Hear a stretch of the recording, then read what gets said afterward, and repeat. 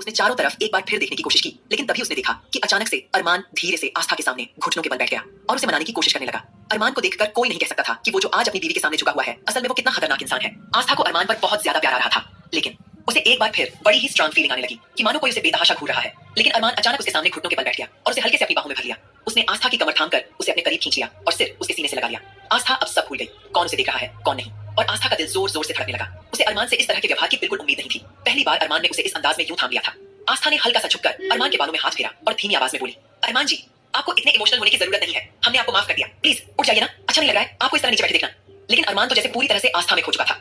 उसने उसे और कसकर अपने करीब कर लिया, जैसे एक पल के लिए भी उसे छोड़ना नहीं चाहता हो। आस्था उसकी इस हरकत से और ज्यादा घबरा गई, लेकिन उसके दिल में एक अलग ही सुकून भी था। उसने धीरे से अपनी आंखें बंद कर ली। उसके होंठों से हल्की सी सांस निकली, जैसे वो उस पल को महसूस कर रही हो। अरमान ने भी अपने एहसासों को संभालते हुए बस उसके माथे और गालों को बहुत ही नरमी से छू लिया। उसके करीब रहकर उसने अपनी भावनाओं को जाहिर किया, लेकिन हदों को पार किए बिना। आस्था पूरी तरह से उस पल में खो गई थी। उसके सोचने समझने की ताकत जैसे कुछ देर के लिए थम गई थी। उन्हें इस बात का बिल्कुल भी एहसास नहीं था कि दूर कहीं अंधेरे में दो गहरी काली आंखें उन्हें लगातार देख रही थी। वो कोई और नहीं बल्कि सम्राट ठाकुर था, जिसकी रातों की नींद उड़ चुकी थी। दिन में उसने सिंघानिया मेंशन के आसपास अलग अलग भेष में अपने लोगों को फैला रखा था, लेकिन रात में वो खुद चैन से नहीं बैठ पाता था। जैसे ही आस्था बालकनी में आई, उसने दूरबीन से उन्हें देखना शुरू कर दिया। भले ही वो काफी दूर था, लेकिन उसकी नजरें उन दोनों पर टिकी हुई थी, आस्था और अरमान को एक दूसरे में खोया हुआ देखकर। और आस्था के चेहरे पर उस मासूम खुशी और अरमान के प्यार में मदहोश देखकर सम्राट का खून खौल उठा। उसने गुस्से में दूरबीन को कसकर पकड़ लिया और दांत खींचते हुए बोला, नहीं, ये नहीं हो सकता। उसकी आवाज इतनी तीखी थी कि उसकी हल्की गूंज आस्था के कानों तक भी पहुंची। आस्था ने अचानक अपनी आंखें खोल दी, लेकिन अरमान को उससे कोई फर्क नहीं पड़ा। वो अब भी उसी में खोया हुआ था और लगातार उसे चूमे जा रहा था। कुछ ही पल बाद अरमान ने आस्था को अपनी बाहों में उठाया और धीरे से अंदर कमरे में ले गया। वो उसे बेड पर बिठाकर खुद उसके पास बैठ गया और उसके हाथों को थामे हुए बस उसे देखता रहा। दोनों की आंखों में एक दूसरे के लिए गहरा प्यार साफ नजर आ रहा था। वहीं दूसरी तरफ सम्राट गुस्से से तिलमिला उठा था। पहली बार मुझे कोई लड़की पसंद आई है, और वो भी मुझे मेरे सबसे बड़े दुश्मन के साथ देखनी पड़ रही है। उसकी आंखों में पागलपन साफ झलक रहा था। नहीं, मैं ये बर्दाश्त नहीं कर सकता, मुझे आस्था चाहिए, हर हाल में चाहिए। उसने गुस्से में मुट्ठी खींच ली। अरमान सिंघानिया से बदला लेना अलग बात है, लेकिन अब मुझे सिर्फ उसकी बीवी से मतलब है। उसके चेहरे पर एक खतरनाक मुस्कान आ गई। मैं देखना चाहता हूँ जब वो मेरे सामने होगी तो क्या वो ऐसे ही मुस्कुराएगी और मेरे प्यार करने पर इसी तरह मदहोश होगी। वहीं दूसरी ओर राजवीर जिंदल भी इस वक्त पूरी तरह पागलों जैसा व्यवहार कर रहा था। उसने कमरे में प्रियंका के कपड़े बिखेर रखे थे और उन्हीं के बीच लेटा हुआ था, जैसे वो उसी के करीब हो। उसकी हालत बेहद अजीब और डरावनी लग रही थी। वो बड़बड़ाते हुए कह रहा था, प्रियंका, तुम्हें ऐसा नहीं करना चाहिए था, तुम्हें मुझसे दूर नहीं जाना चाहिए था, और आस्था, उसे हमारे बीच नहीं आना चाहिए था। उसकी आंखों में जुनून और पागलपन साफ दिखाई दे रहा था, जैसे आने वाला समय और भी खतरनाक होने वाला हो। और ऊपर से प्रियंका का जवान शरीर उसे अपनी ओर पूरी तरह से आकर्षित किए हुए था। उसके बिना एक पल भी उसे चैन नहीं आ रहा था, क्योंकि प्रियंका के साथ वो दिन रात का फर्क नहीं देखता था। जब उसका दिल करता वो उसके करीब जाने की कोशिश करता था। अब तो उसे उसकी आदत सी हो चुकी थी। उसने सपने में भी नहीं सोचा था कि प्रियंका इस तरह उससे दूर चली जाएगी। अचानक ही राजवीर आंखें बंद किए अपनी और अपनी बीवी की पहली मुलाकात को याद करने लगा। जब उसकी अपनी बीवी नैना से पहली बार मुलाकात हुई थी, उस वक्त राजवीर एक काफी फेमस डॉक्टर था। उसे कई अवार्ड मिल चुके थे। अपनी थोड़ी बहुत नकारात्मक छवि को छुपाने के लिए उसने समाज सेवा करने का फैसला लिया था। शहर में एक बहुत बड़ा आश्रम था जिसे माथुर परिवार चलाता था। उसी परिवार की बेटी थी नैना माथुर, खूबसूरत, सादगी से भरी, और जिसने अपनी पूरी जिंदगी गरीब और अनाथ लोगों के नाम कर दी थी। वो उस परिवार की वारिस थी और उसी के नाम से पूरा आश्रम चलता था। राजवीर कुछ चैरिटी करने के इरादे से वहां पहुंचा था। उसे हाल ही में एक बड़ा अवार्ड मिला था और वो अपनी खुशी बच्चों के साथ बांटना चाहता था, या यूं कहें कि अपनी पॉजिटिव इमेज बनाने के लिए ये सब कर रहा था। इसीलिए वो सीधे उस आश्रम में पहुंच गया। उस समय आश्रम में छोटा सा जश्न चल रहा था, क्योंकि उस दिन नैना का जन्मदिन था। वो अपना जन्मदिन हमेशा गरीब और अनाथ बच्चों के साथ ही मनाती थी। पूरे आश्रम को छोटे छोटे बच्चों ने अपने हाथों से सजाया था और सभी के बीच नैना केक काट रही थी। जैसे ही राजवीर ने वहां एंट्री ली, उसकी नजर नैना पर पड़ी। वो बच्चों के पीछे भाग रही थी, हंस रही थी। उसने सफेद रंग की सादी ड्रेस पहनी हुई थी, बाल खुले थे, चेहरे पर हल्की सी लटें बिखरी हुई थी और माथे पर एक छोटी सी बिंदी थी, जिसमें वो बेहद खूबसूरत और आकर्षक लग रही थी। बच्चों के साथ खेलते हुए उसकी मासूमियत और सहजता ने राजवीर को पहली ही नजर में बेबस कर दिया। उसने अपनी जिंदगी में कभी किसी लड़की को अहमियत नहीं दी थी, क्योंकि उसका मानना था कि औरत सिर्फ कमजोरी होती है। वो हमेशा सोचता था कि अगर जिंदगी में आगे बढ़ना है तो इन सबसे दूर रहना ही बेहतर है। लेकिन पहली बार नैना को देखने के बाद उसके सारे उसूल हिल गए थे। उसकी नजरें बार बार नैना पर ही टिक जा रही थी। राजवीर अब एक अवार्ड विनर, डैशिंग और हैंडसम डॉक्टर था, इसलिए मीडिया के कुछ लोग भी उसके साथ मौजूद थे। वो गाड़ी के पास खड़ा होकर बस नैना को एक अटक देखे जा रहा था, जैसे हर एक पल को अपने अंदर कैद कर लेना चाहता हो। थोड़ी देर बाद आश्रम के कुछ कर्मचारी वहां आए और राजवीर का स्वागत करते हुए उसे अंदर चलने के लिए कहने लगे, लेकिन राजवीर ने मना कर दिया। उसकी नजरें पूरी तरह नैना पर ही टिकी थी। तभी आश्रम के एक जिम्मेदार व्यक्ति नैना के पास गए और बोले, हमारे आश्रम में आज एक बहुत बड़े डॉक्टर आए हैं, लेकिन वो अंदर नहीं आ रहे, आप ही उनसे बात कीजिए मैडम। ये सुनकर नैना तुरंत राजवीर की ओर बढ़ी और मुस्कुराते हुए बोली, सच में हमें तो यकीन ही नहीं हो रहा कि आप हमारे छोटे से आश्रम में आए हैं। लेकिन राजवीर की नजरें उसकी बातों पर नहीं, बल्कि उसके चेहरे और उसके हाव भाव और उसके शरीर के उभरे हुए अंगों पर ही अटक गई थी। वो पूरी तरह खो चुका था। नैना लगातार उससे बात करती रही, लेकिन राजवीर जैसे कुछ सुन ही नहीं रहा था। जब नैना को कोई जवाब नहीं मिला तो उसे अजीब लगा। उसने ध्यान से राजवीर की आंखों की दिशा देखी और जैसे ही उसे एहसास हुआ कि राजवीर किस नजर से उसे देख रहा है, उसके अंदर गुस्से की आग भड़क उठी। उसने तुरंत अपना दुपट्टा संभाला और बिना एक पल गंवाए राजवीर के गाल पर जोरदार थप्पड़ जड़ दिया। वहां मौजूद सभी लोग, मीडिया और स्टाफ ये देखकर हैरान रह गए। सबने अपने मुंह पर हाथ रख लिया, क्योंकि किसी ने सोचा भी नहीं था कि कोई इस तरह राजवीर जैसे बड़े आदमी को थप्पड़ मार देगा। और तभी राजवीर अचानक वर्तमान में लौट आया। वो बेड पर बैठे हुए प्रियंका के कपड़ों को देख रहा था, फिर अपने चेहरे पर हाथ रखते हुए धीमे से बोला, तुम्हारा वो पहला थप्पड़ आज भी याद है मुझे, मेरी प्यारी बीवी, और मैं तुम्हें वापस लेकर आऊंगा। आखिर मैं तुम्हें कैसे भूल सकता हूँ। ये सोचते हुए उसके चेहरे पर एक अजीब सी मुस्कान आ गई। वहीं दूसरी ओर संजना इस वक्त अपने कमरे में मौजूद थी। कमरे में हल्की सी अंधेरा छाया हुआ था और वो अकेले बैठी कुछ गहरे ख्यालों में डूबी हुई वो इधर उधर थोड़ा सा चलने की कोशिश कर रही थी, क्योंकि सम्राट ने उसकी हालत काफी ज्यादा खराब कर दी थी, जिसकी वजह से वो ठीक तरीके से अभी चल फिर नहीं पा रही थी। लेकिन कहीं ना कहीं उसके मन में एक संतोष था कि कम से कम वो सन की पागल अब आस्था के पीछे पड़ गया है, क्योंकि वो जानती थी अगर वो आस्था के पीछे पड़ा है तो आस्था को अपवाद जरूर करेगा, और अगर आस्था की इज्जत एक बार चली जाती है तब अरमान सिंघानिया का आस्था से कोई रिश्ता नहीं रहेगा। आखिरकार ये बात संजना अच्छी तरह से जानती थी कि आस्था कितनी ज्यादा आदर्श वाली लड़की है, और अगर उसका पतन होता है, अगर उसे कोई और मर्द छुएगा तो वो खुद ही अपनी जान दे देगी। और आस्था की दर्दनाक मौत देखने के लिए ही तो संजना जिंदा थी। कहीं ना कहीं संजना पूरी तरह से अब तैयार थी आस्था को अपनी आंखों के सामने मरते हुए देखने के लिए, क्योंकि वो इतना तो समझ चुकी थी कि अरमान सिंघानिया शायद उसकी पकड़ से दूर हो चुका है, लेकिन अब तो उसने अपनी इज्जत तक गंवा दी थी, सिर्फ और सिर्फ एक ख्वाहिश के साथ कि आस्था की भी जान जाए। और उसे पूरी उम्मीद थी कि सम्राट आस्था की जान लेकर ही रहेगा। उसे बस बेसब्री से उसी का इंतजार करना था। कहीं ना कहीं संजना केवल थोड़ा बहुत खाने पीने के लिए उठती और फिर कमरे में लेट जाती। उसमें इतनी ताकत नहीं बची थी कि ज्यादा देर खड़ी रह सके। जब तक उसका शरीर पूरी तरह से ठीक नहीं हो जाएगा वो इस कमरे से बाहर नहीं निकलेगी। उसने खुद को पूरी तरह से कमरे में कैद कर लिया था। फिलहाल सुबह हो चुकी थी। आस्था ने देखा कि अरमान उसके बेहद करीब और सुकून से सोया हुआ है। उसके चेहरे पर उसके बाल बिखरे हुए थे जो आस्था को बहुत प्यारे लग रहे थे, और जिस तरीके से अरमान ने उसके साथ व्यवहार किया था, उससे माफी मांगी थी, उससे उसे उस पर और भी ज्यादा प्यार आने लगा। वो धीरे से आगे बढ़ी और अरमान के माथे को चूम लिया और हल्के कदमों से उठने लगी, लेकिन अरमान ने तुरंत अपनी आंखें खोल ली और आस्था को अपनी ओर खींच लिया। एक बार फिर आस्था अरमान से आकर चिपक गई। वहीं आस्था शर्माते हुए बोली, छोड़ दीजिए, वैसे भी दिन हो चुका है और आज के सारे काम भी हैं, हमें उससे पहले ही तैयार होना होगा। ये सुनकर अरमान ने बदले में बस उसे और करीब खींच लिया। उसके माथे को फिर से चूमते हुए बोला, आस्था आई लव यू। जैसे ही अरमान ने ये कहा, आस्था मुस्कुराते हुए उससे अलग होने लगी और बोली, अब तो हमें छोड़ दीजिए, कोई आ जाएगा प्लीज। तब आस्था की ये बात सुनते ही अरमान ने अपने होठों पर हल्की मुस्कान सजाई और बोला, आखिर कब खत्म होगा आपका ये कोई आ जाएगा वाला सीन? शायद आप भूल रही हैं कि आप अरमान सिंघानिया की बीवी हैं और इस सिंघानिया मेंशन की मालकिन भी, तो आपको किसी के आने या न आने से कोई फर्क नहीं पड़ता।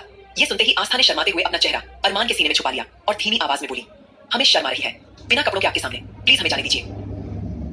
आस्था ने जैसे ही ये कहा उसे शर्म आ रही है, तब अरमान के दिल में एक अजीब सी गुदगुदी का एहसास हुआ और अपनी मुस्कुराहट छुपाते हुए बोला, ओह तो मेरी आफत को अपने पति से शर्म आ रही है, ठीक है। और ये बोलकर जिस तरह से अरमान आस्था को बालकनी में से कमरे में लेकर आया था और उसे उसी हालत में सीधा बाथरूम में लेकर आ गया और बोला था, शर्म आ रही है ना आपको? मुझसे तो बस अब आप एक काम कीजिए, यहाँ पर अपनी आंखें बंद करके बैठ जाइए, क्योंकि आज हम साथ में नहाने वाले हैं। वो सुनकर तो आस्था के गाल और ज्यादा शर्म से लाल हो गए और वो जल्दी से हकलाते हुए बोली, अरमान जी ये आप क्या बातें कर रहे हैं? आप ऐसे कैसे कह सकते हैं? हमें बहुत शर्म आ रही है, आप हमारी बात क्यों नहीं समझ रहे हैं? अरमान जी प्लीज आप बाहर चले जाए ना, आप प्लीज जाइए ना बाहर, प्लीज प्लीज। आस्था ने बच्चों के जैसे जिद करते हुए कहा था, लेकिन आस्था के इस तरह से बोलने पर अरमान को तो उस पर और भी ज्यादा प्यार आ रहा था। वो और ज्यादा उससे लिपटते हुए बोला था, देखिए मिसेस सिंघानिया, अगर आप इस तरीके से बातें करेंगी और शर्माएंगी तो फिर तो मेरे लिए आपको छोड़कर जाना बिल्कुल इम्पॉसिबल हो जाएगा। मैं आपको छोड़कर कहीं नहीं जा रहा हूँ, ठीक है। ये बोलकर अरमान एक बार फिर आस्था के होठों की ओर बढ़ने लगा था, लेकिन आस्था ने तुरंत उसके सीने पर हाथ रखा और उसकी ओर देखकर बोली, देखिए अरमान जी, हमें कुछ नहीं सुनना है, हमें फटाफट से नहाकर बाहर भी जाना है और मामा जी के हाल चाल भी लेने हैं। पता नहीं उनकी तबीयत कैसी होगी। अब जैसे ही आस्था ने इस सारी बाथरूम वाली सिचुएशन के बीच मामा जी का जिक्र किया, अरमान ने तुरंत अपने सिर पर हाथ मार लिया और बोला, मुझे समझ में नहीं आता कितनी रोमांटिक सिचुएशन में भी तुम परिवार को बीच में कैसे लेकर आ जाती हो आखिरकार। अब अरमान की बातें सुनकर आस्था ने उसे कोई जवाब नहीं दिया, बदले में वो केवल अपने दांतों से होंठ काटने लगी। आस्था की इस हरकत को देखकर अरमान ने खुद पर से काबू खो दिया। उसने तुरंत ही चादर को अपने और आस्था के बीच से हटा दिया और बिना उसे कुछ बोलने का मौका दिए सीधा उसे बाथटब में ले आया। आस्था उसे रोकना चाहती थी, लेकिन अरमान ने उसे अपने करीब खींच लिया और अपने स्पर्श से आस्था को पूरी तरह शांत कर दिया। एक बार फिर आस्था की हल्की हल्की सिसकियों की आवाजें पूरे बाथरूम में गूंजने लगी और अरमान जितना हो सकता था उतना आस्था को सॉफ्टली प्यार करने लगा था। अरमान के बेपनाह प्यार से आस्था से हर उठी और अरमान आस्था की मीठी मीठी आवाजें पूरी तरह महसूस कर रहा था और बेहद खुश हो रहा था। वहीं दूसरी ओर आकाश के विला में अबीर सिंह राठौड़ ने अविनाश और एंजल को अपने साथ ब्रेकफास्ट करने के लिए बुलाया था। अब अविनाश क्योंकि अबीर का अच्छा खासा दोस्त और भाई बन चुका था, तो वो मना नहीं कर पाया और एंजल को लेकर नानी मां को बताकर अबीर सिंह राठौड़ के पास जा पहुंचा। अबीर ने अपने नौकरों का इस्तेमाल करते हुए काफी अच्छा ब्रेकफास्ट लगवाया था। अब एंजल ने हल्की मुस्कान के साथ अबीर से हेलो कहा। तभी अविनाश थोड़ा चौंकते हुए बोला, अब मुझे समझ में नहीं आता मिस्टर राठौड़, आपने हमें यहाँ क्यों बुलाया है? पहले की तरह हम वहां पर भी एक साथ नाश्ता कर सकते थे। अब अबीर तुरंत ही अपने चेहरे पर मुस्कान लाकर बोला, अरे आप तो जानते हैं अविनाश जी, मिस्टर सिंघानिया की यादें वापस आ चुकी हैं। मुझे नहीं लगता कि वो मुझे सिंघानिया मेंशन तो क्या उसके आसपास भी भटकने देंगे, तो इसीलिए मुझे लगता है कि मुझे अभी वहां थोड़ी दूरी बनाकर रखनी चाहिए, क्योंकि अगर मैंने मिस्टर अरमान सिंघानिया से पंगा लिया तो वो मुझे इस शहर से गायब करने में ज्यादा देर नहीं करेंगे, और जब तक मैं राजवीर को उसके अंजाम तक पहुंचते हुए नहीं देख लेता और साथ ही साथ आस्था की खुशी नहीं देख लेता, मैं यहाँ से कहीं नहीं जाना चाहता। जैसे ही अबीर ने मायूसी से इस तरह की बातें की, अविनाश थोड़ा सोचते हुए बोला, शायद आप ठीक कह रहे हैं, और वैसे भी हम भी यहाँ तभी तक हैं जब तक राजवीर का फैसला नहीं हो जाता। उसके बाद हमें भी वापस लौटना है, क्योंकि दादाजी को हम ज्यादा दिनों तक नौकरों के भरोसे नहीं छोड़ सकते। अविनाश की बात सुनकर अबीर तुरंत बोला, लेकिन अविनाश जी अगर आपको बुरा ना लगे तो क्या मैं आपसे एक बात कह सकता हूँ? ये सुनकर अविनाश बोला, कैसी बातें कर रहे हो अबीर, तुम मेरे दोस्त कम भाई ज्यादा हो, बोलो क्या कहना चाहते हो? तभी अबीर ने गहरी सांस ली और बोला, एक्चुअली मैं बस ये कहना चाहता हूँ कि आखिरकार आपको नींद कैसे आती होगी रात में? आपकी बहन कितने खतरनाक आदमी के साथ है, क्या आपको डर नहीं लगता उसे लेकर? ये सुनकर अविनाश के माथे पर हल्की लकीरें पड़ गईं। तब एंजल बोली, आप कहना क्या चाहते हैं अबीर जी, हमें क्यों डर लगेगा? और वैसे भी आस्था अरमान को बहुत प्यार करती है और अरमान भी आस्था को बेहद प्यार करता है। मुझे नहीं लगता कि उनके बीच डर नाम की कोई चीज है, वो दोनों एक साथ खुश हैं। ये सुनकर अबीर हल्का सा हंसा और बोला, कितनी भोली हैं आप एंजल जी, आप ही बताइए राजवीर कितना खतरनाक है और ऊपर से सम्राट। लेकिन जब ये दोनों आस्था और अरमान की जिंदगी में नहीं आए थे तब अरमान भी तो वैसा ही था, राजवीर से भी ज्यादा खतरनाक और सम्राट से भी ज्यादा खौफनाक। शायद आपने उसके बारे में पूरी सच्चाई नहीं देखी है।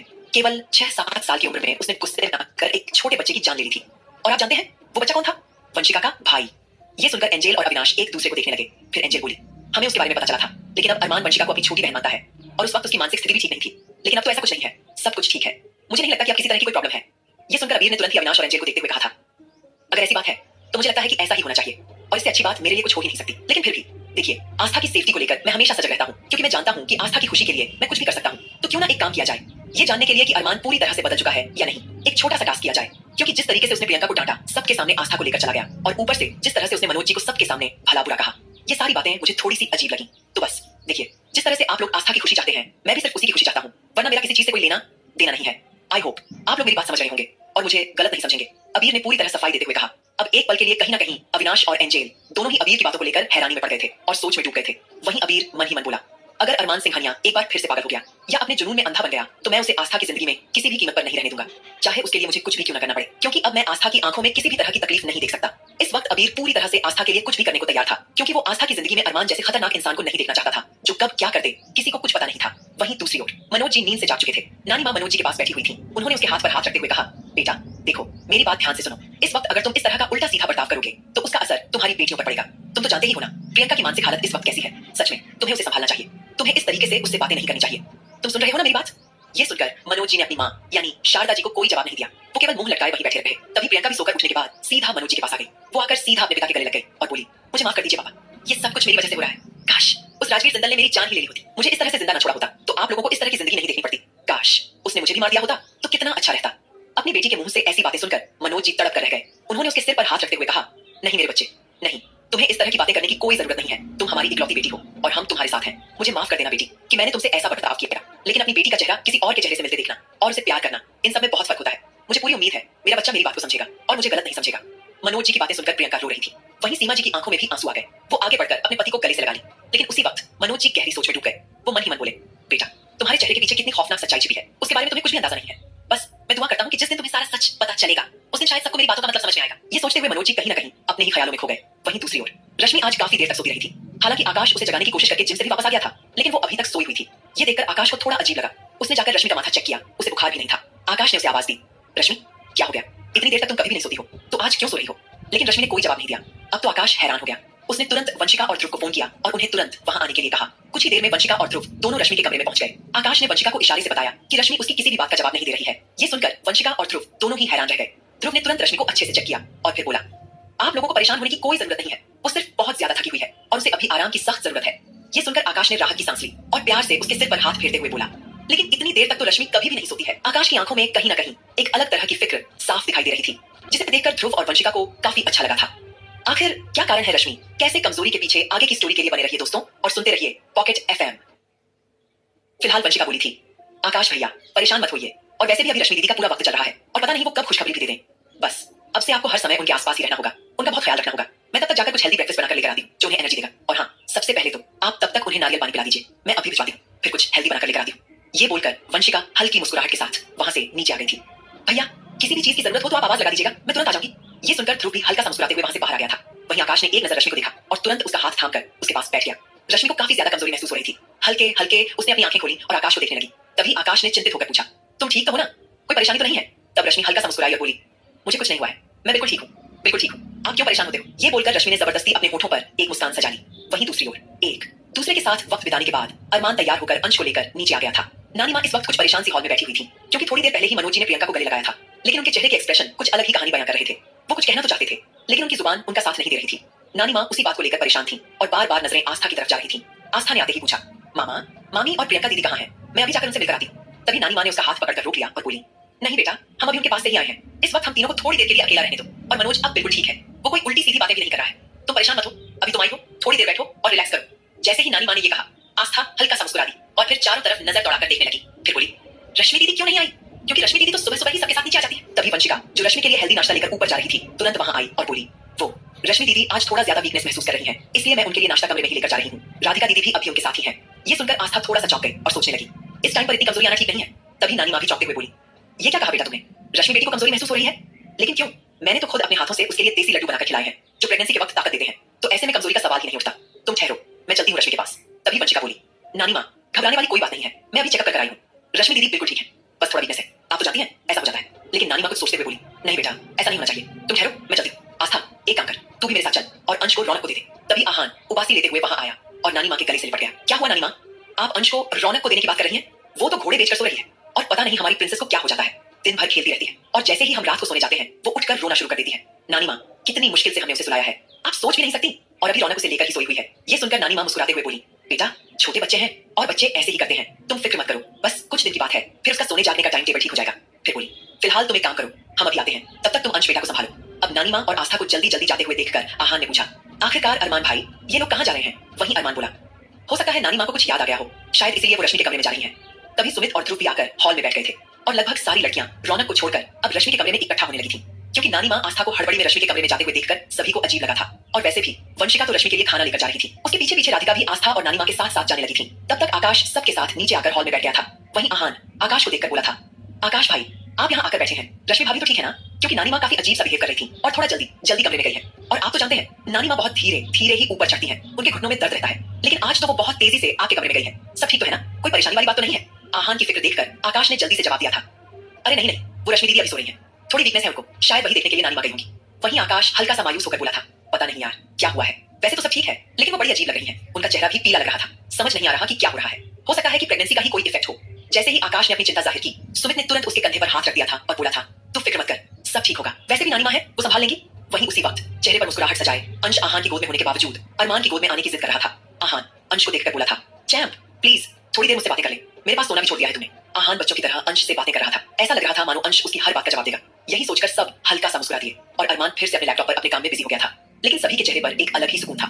जैसे ही सबने अरमान के चेहरे पर हल्की सी मुस्कान देखी तो उन्हें एहसास हुआ कि उसके चेहरे पर अब पहले जैसा कड़वापन या कोई भी जुनून नजर नहीं आ रहा था। ये बात उनके लिए काफी थी। फिलहाल आकाश ने भी हल्का सा मुस्कुराकर सबके साथ बातें करना शुरू कर दिया था। अब नानी माँ भी जल्दी ही रश्मि के पास पहुंच गई थी। रश्मि ने नानी माँ को देखकर थोड़ा सा उठकर बैठने की कोशिश की, लेकिन नानी माँ ने उसे इशारे से मना कर दिया और अपनी पैनी नजरों से रश्मि के शरीर को देखने लगी। तभी नानी माँ रश्मि को देखकर बोली, क्या बात है बेटा, तुम्हें कमजोरी महसूस क्यों हो रही है? कुछ बात है क्या? तभी जल्दी से रश्मि बोली, नानी माँ परेशान मत होइए, आप तो जानती हैं मैं खुद डॉक्टर हूँ और इस सिचुएशन में कभी वीकनेस और परेशानी तो लगी ही रहती है। वैसे भी जैसे जैसे वक्त करीब आएगा वैसे वैसे ये प्रॉब्लम तो होगी ही। तब नानी माँ बोली, बेटा हम जानते हैं ये सब, लेकिन फिर भी कुछ है जो हमें ठीक नहीं लग रहा है, एक मिनट रुको। ये बोलकर नानी माँ ने राधिका और वंशिका को बेड से हटने का इशारा किया और आस्था को देखकर बोली, आस्था जरा मदद करो, रश्मि के दोनों पैर बिल्कुल सीधे करो। अब ये देखकर राधिका और वंशिका हैरानी से नानी माँ को देखने लगी कि आखिर वो क्या करने की कोशिश कर रही है। तभी नानी माँ ने धीरे से रश्मि के पेट को छुआ और बहुत ही सावधानी से अपनी उंगलियां उसके पेट पर चलाने लगी। अचानक ही नानी माँ के चेहरे के एक्सप्रेशन बदल गए। नहीं, ऐसा नहीं होना चाहिए। नानी माँ तुरंत तेज आवाज में बोली, हमें अभी और इसी वक्त हॉस्पिटल चलना होगा। जैसे ही नानी माँ ने ये कहा, रश्मि हैरानी से बोली, लेकिन नानी माँ क्या हुआ है, सब ठीक है ना? आप अचानक हॉस्पिटल चलने को क्यों कह रही हैं? वहीं आस्था, वंशिका और राधिका तीनों की आंखों में भी यही सवाल था। तब नानी माँ ने सबको शांत करते हुए कहा, इस वक्त हमारा किसी भी सवाल का जवाब देने का इरादा नहीं है। हमने कहा ना, अभी और इसी वक्त हॉस्पिटल चलो तो मतलब चलो। ये बोलकर नानी माँ तुरंत बाहर की ओर भागी और आकाश को आवाज देने लगी, आकाश बेटा, आकाश बेटा। आकाश जो अभी थोड़ी देर पहले ही सबके साथ हॉल में बैठा था और सभी हल्के फुल्के माहौल में बैठे हुए थे। जैसे ही नानी माँ की घबराई हुई आवाज सबके कानों में पड़ी, सभी एक साथ खड़े हो गए। आकाश, सुमित, ध्रुव, आहान और अरमान सब तेजी से दौड़कर ऊपर कमरे की ओर भागे। आकाश ने पहुंचते ही पूछा, क्या हुआ नानी माँ, आप इतनी घबराई हुई क्यों है, सब ठीक तो है ना? तब नानी माँ ने तुरंत कहा, बेटा इस वक्त सवाल जवाब आपका समय नहीं है, अभी और इसी वक्त जाओ और गाड़ी निकालो। ये सुनकर आकाश घबरा कर बोला, क्या हुआ, रश्मि तो ठीक है ना? आप अचानक ऐसा क्यों कह रही हैं? अभी तो मैं उसे नारियल पानी पिलाकर आया हूँ। तब नानी माँ थोड़ा सख्त लहजे में बोली, तुम लोग ना जाने इतने सवाल क्यों करते हो? हमने क्या कहा, इस वक्त सवाल का समय नहीं है, गाड़ी निकालो और हॉस्पिटल चलो। नानी माँ की इस सख्त आवाज सुनकर आकाश तुरंत चुप हो गया। तभी सुमित बोला, मैं गाड़ी निकालता हूं, तुम रश्मि को लेकर आओ। ये सुनते ही आकाश तुरंत रश्मि के कमरे में गया। उधर अरमान ने गहरी नजरों से नानी माँ को देखा, लेकिन कुछ कहा नहीं और चुपचाप जाकर आस्था के पास खड़ा हो गया।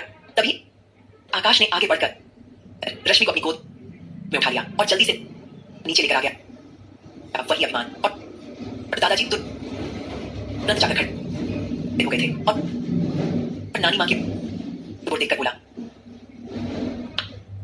आप परेशान क्यों लग रहे हैं? तब नानी माँ ने उन्हें शांत रहने का इशारा किया। दादाजी भी अब थोड़ा सा शांत हो गए थे। दादाजी और अभिमन्यु भी सबके साथ जाना चाहते थे, लेकिन आस्था ने उन्हें रोकते हुए बोला था,